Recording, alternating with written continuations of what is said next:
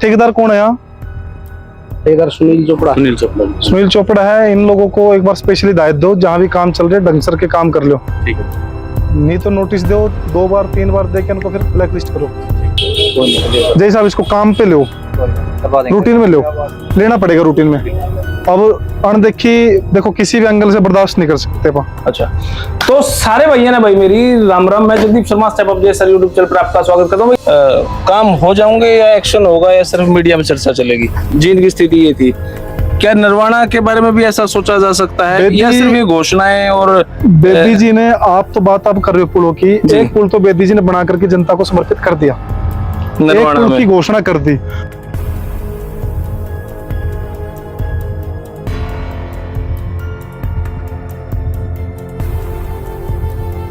Ladies आती है जिसके बच्चे है, ब्रेस्ट फीडिंग की बहुत दिक्कत रहती है। अच्छा, इसके अंदर हम ये ऑप्शन ब्रेस्ट फीडिंग का रखते हैं।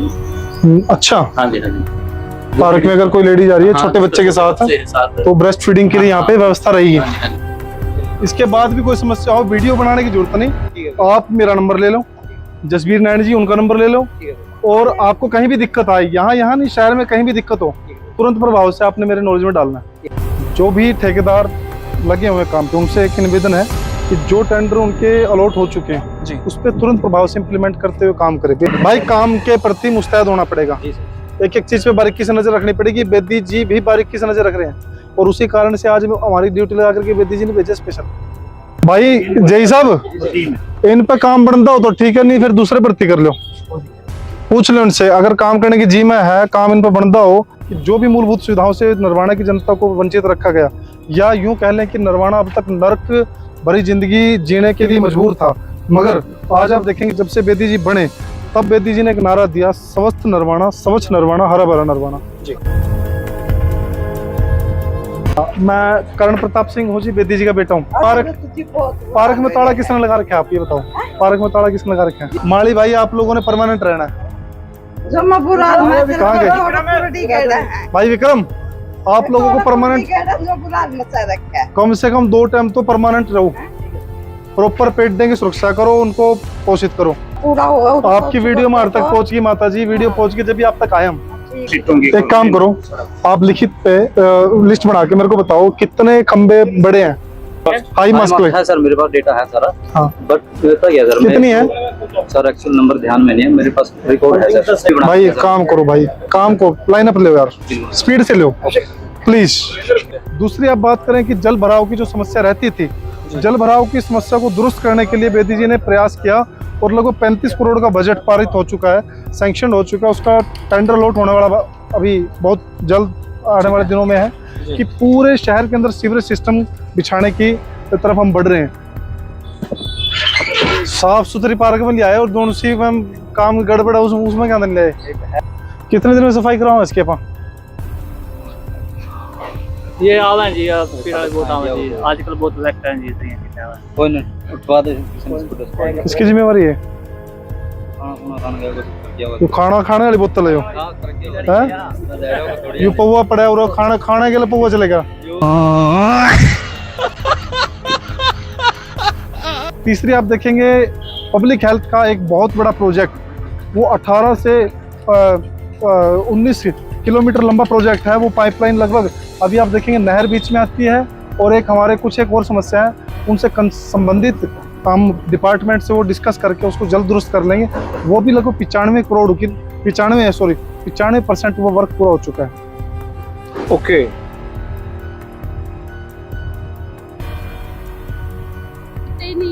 नहीं 15 दिन बाद पता है कि 15 दिन बाद नोटिस देना, अब तक नोटिस दिया नहीं। आज एक इसको नोटिस दो और उसके तुरंत एक हफ्ते के गैप पे इसको लगातार 3 नोटिस दो। 3 नोटिस देने के बाद अगर नहीं करता तो इसको ब्लैक लिस्ट करो। ये होना ही चाहिए, क्योंकि आप देखोगे हालत ये कोई चलने वाली हालत थोड़ी इनका, बेचारे को ये कहाँ जाएंगे बेचारे।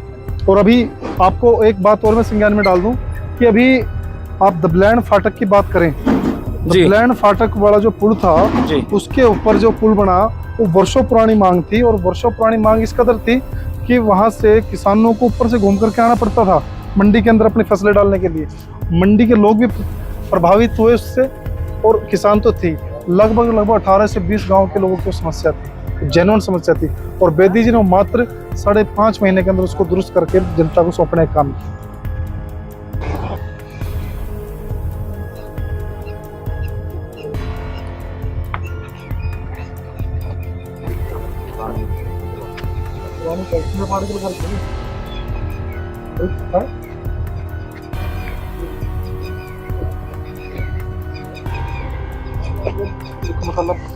मसाला लगाए हैं, बरसात हुई उसके बाद तो पकड़ नहीं बन रही मसाले की। ठीक है सर, इसको सारे को उतार के एक बार मसाला अच्छे उसका करवाओ। ठीक है।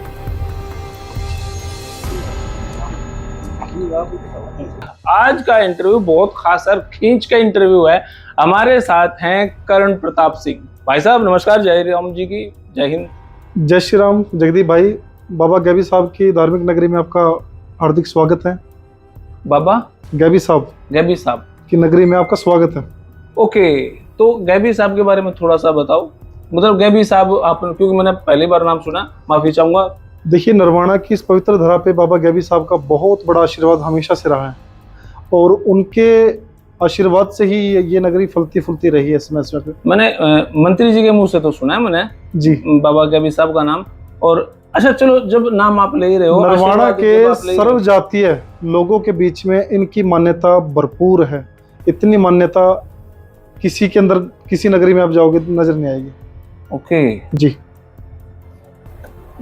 तो आप आशीर्वाद भी ले लिया, जीत भी गए बाबा गैबी साहब का नाम लेकर, तो वहां पे गैबी साहब के नाम पे कुछ करा या नहीं?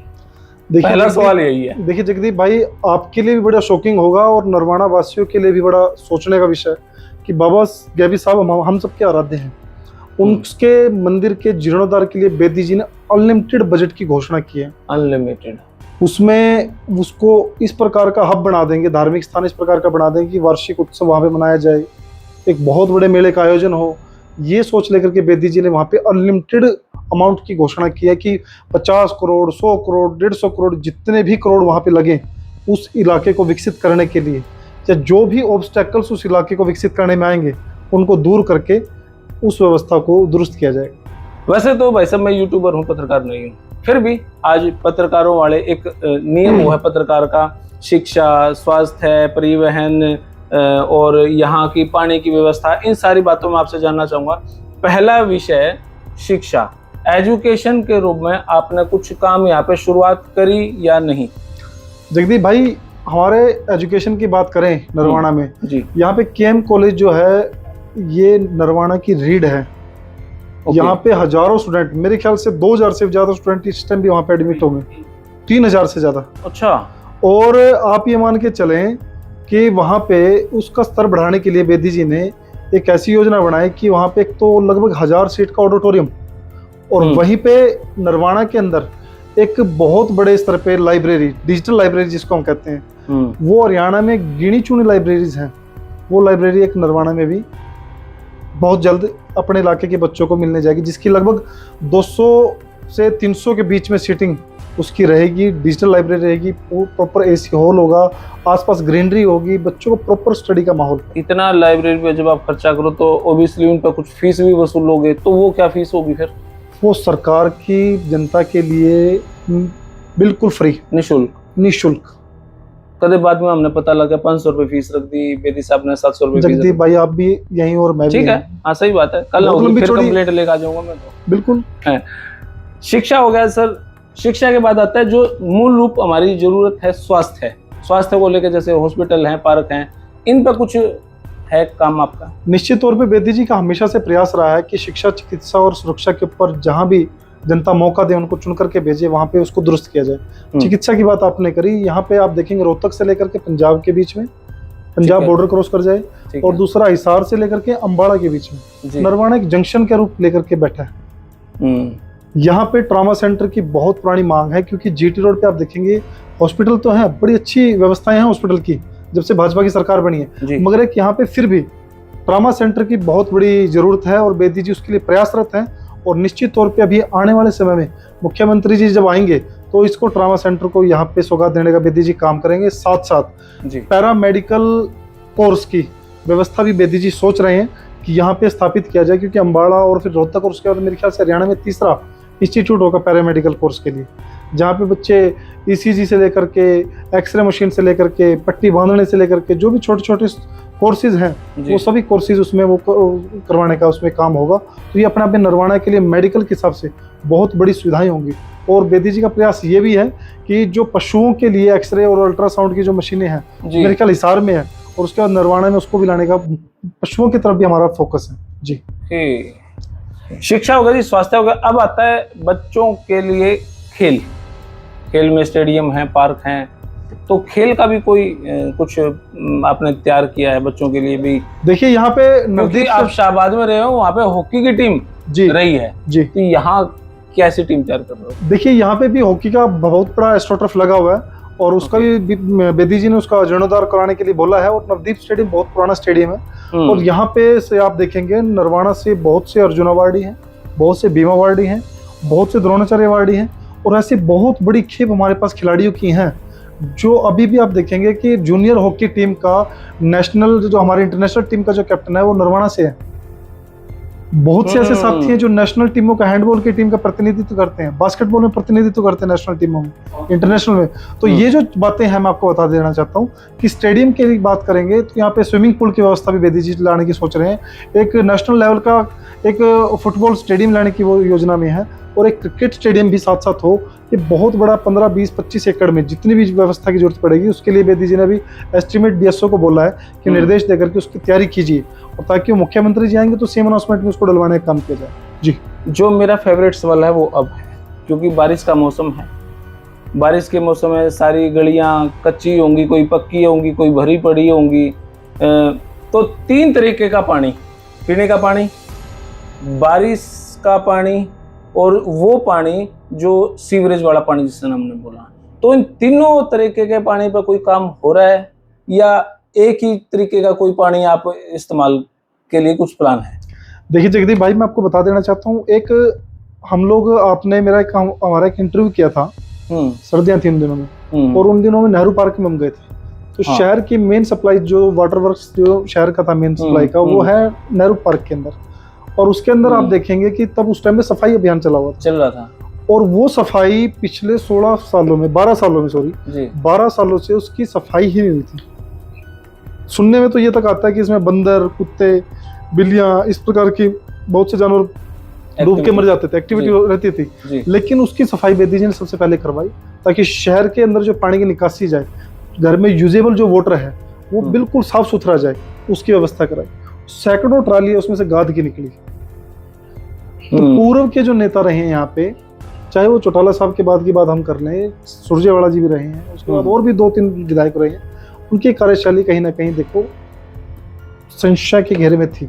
दूसरी बात मैं बता देता हूँ, नरवाना के अंदर, शहर के अंदर लगभग 35 करोड़ की लागत से सीवरेज दबाने का काम चल रहा है, जिसका सारा पानी शहर का बरसाती पानी के लिए, जो शहर में पानी खड़ा हो जाता है बरसात के बाद, उसके दुरुस्ती करने के लिए 35 करोड़ की लागत से पूरे शहर के अंदर सीवरेज दबेगा, और बरसाती पानी को निकालने के लिए प्लस शहर का जो गंदा पानी है सीवरेज का, उसको निकालने के लिए लगभग 22 किलोमीटर लंबी एक धनौरी तक एक पाइप दबने का, सीवरेज का पानी निकालने के लिए 22 किलोमीटर सीवरेज प्लस बरसाती पानी को शहर से बाहर धकेलने के लिए एसटीपी कह सकते हैं हम उसको, और वो 22 किलोमीटर लंबी योजना हमने लगाई है, जो पिछले बहुत अरसे से लंबित थी। बेदी जी ने उसका संज्ञान लिया, सिर्फ फॉरेस्ट महकमे से उसकी एनओसी दिलवाई तुरंत प्रभाव से। अभी बीच में एक नहर आती है, नहर से उसको क्रॉस करेंगे, उसके बाद एक जगह आती है रेलवे लाइन के नीचे से उसको लेंगे, तो उसके लिए 2 एनओसी बचती हैं, उसके लिए भी बेदी जी प्रयासरत है, और बहुत जल्द विद इन मंथ मेरे ख्याल से उसके ऊपर उसको भी इम्प्लीमेंट किया जाएगा। और उसके बाद आप देखेंगे ये सारा का सारा पानी एक साथ बूस्ट करके बाहर धकेलने का काम हमारे कर्मचारी करेंगे। जी मेरा एक सवाल परिवहन के ऊपर, क्योंकि आम जनता को आने जाने के लिए परिवहन बसों की जरूरत पड़ा है। आपके गांव बहुत ज़्यादा है यहाँ पे, तो क्या प्रॉपर गांव में बसों का आना जाना, बस स्टैंड, इस टाइप की काम पे कुछ कार्रवाई चल रही है? नरवाना में लगभग 98% गाँव में बसों के अलावा कोई और कनेक्टिविटी नहीं बनती, क्योंकि रेलवे है, रेलवे कुछ मेन अपना स्टेशन है नरवाना का, ठीक है। उसके अलावा कोई कनेक्टिविटी नहीं जी। है। मगर फिर भी जी। आप देखिए 99% जो हमारा इलाका बसता है उसकी बस से कनेक्टिविटी होती है। और हमारा जो बस स्टैंड है यहाँ नरवाना का बस स्टैंड लगभग सुनने में आता है 1975 के बाद से 1982 के बीच में वो बन करके तैयार हुआ। और उसके बाद नरवाना के बस स्टैंड की बात जो करें, अब बेदी जी ने उसको दोबारा से डिमोलिश करके नई बिल्डिंग बनाने के लिए कहा है। और उसके बाद आप देखेंगे कि इस इलाके में नया बस स्टैंड मिलेगा, साथ साथ बसों की जो कनेक्टिविटी है प्रॉपर आप देखने को उसमें मिलेगी। ओके, तो क्या ऐसा पॉसिबल है कि हम अभी चलें जहाँ पे गलियां, नालियां, पार्क, ये सब कुछ देख सकें? आपके साथ है क्या ऐसा पॉसिबल है? जगदीप भाई, डेली की ग्रीवेंस में बहुत सी समस्या निकल करके आती हैं। अभी बहुत सी समस्या ऐसी थी जिन पे मुझे जाना था और आप बिल्कुल ठीक टाइम पे आए हैं मिलने के लिए। अभी मैं आपको चल करके दिखाता हूँ कि कितनी गलियां जो बेदी जी के कार्यकाल के बाद बनी है। आप देखेंगे वहां पे किस प्रकार से सिस्टम है। दूसरे आप देखेंगे कि कितनी चीजें यहाँ पे हमारे इलाके में जो समस्याएं हैं, जो कुछ चीजें जो मेगा प्रोजेक्ट्स पाइपलाइन में हैं, वो भी मैं आपको चल करके दिखाऊंगा। पार्कों में आपको लेकर के चलूंगा, बहुत सी समस्या निकल करके आ रही है। आप ही चलेंगे या प्रशासन भी चलेगा? जो ठेकेदार हैं वो भी चलेंगे? प्रशासन मेरा बिल्कुल बाहर वेट कर रहे हैं और प्रशासन के लोग भी साथ चलेंगे आपके साथ में। आपको सारी नरवाना का अवलोकन करा करके आएंगे। और साथ साथ आपको मैं दिखाऊंगा कि अभी कुछ हमारे परसों ही मुझसे 2-3 महिलाएं, 4-5 महिलाएं ढाकल रोड से आकर के मिली थी। वहाँ पे पानी खड़ा था कोई गली में, उसके लिए भी निर्देश दे रखे हैं। मैं वो भी आपको साथ लेकर के चल करके इंस्पेक्शन करेंगे कि वो समस्या का दुरुस्तीकरण हुआ कि नहीं हुआ। तो ये सारी चीजें मैं आपको चल करके दिखाऊंगा। और दूसरी बात मैं आपको बता दूं, बेदी जी की हर एक पहलू पे नरवाना के बड़ी बारीकी से नजर गड़ाए हुए वो बैठे हैं। नरवाना की जनता बिल्कुल बेचिंत हो जाए। सुरक्षा की बात कर लें, चिकित्सा की बात कर लें, शिक्षा की बात कर लें, या जितनी भी मूलभूत सुविधाएं हमारे यहाँ पे नरवाना की जनता को अभी तक उनसे वंचित किया गया। नशा भी रह गया। आप देखेंगे नशे की बात आप करने बिल्कुल ठीक की है, मैं इस पे भी बात करूंगा। तो जितनी मूलभूत सुविधाएं हैं, ये नरवाना की जनता उससे वाकिफ हो, वो जनता तक पहुंचे, इसके लिए बेदी जी दिन रात 24 घंटे एक किए हुए हैं। लगातार आज भी मैंने लगातार अधिकारियों के साथ बैठ करके मीटिंग की है, क्योंकि सीएम अनाउंसमेंट के अंदर बहुत से काम डलवाने की हमारी योजना है। उसके ऊपर बहुत सा एस्टिमेट हमने तैयार करवा के देना था। लगभग 3-4 घंटे बैठक चली है। अब 1 हफ्ते बाद फिर बैठेंगे हम। बहुत सारे लोग कह देते हैं नशा बहुत है नरवाना में। अब नशे की बात करते हैं जी।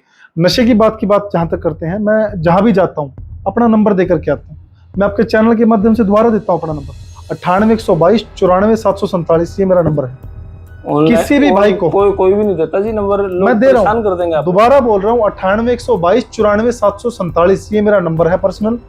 कोई भी साथी को, युवा साथी, हमारे बुजुर्ग को, हमारी बहनों को कहीं भी आस पड़ोस में, देखिए ये जिम्मेवारी बनती है हमारे समाज के नागरिकों की, पड़ोस में कोई नशा बेच रहा है, कोई इस प्रकार का व्यापार कर रहा है, अगर आप उसकी शिकायत भेजते हो तो आप उसके खिलाफ हो।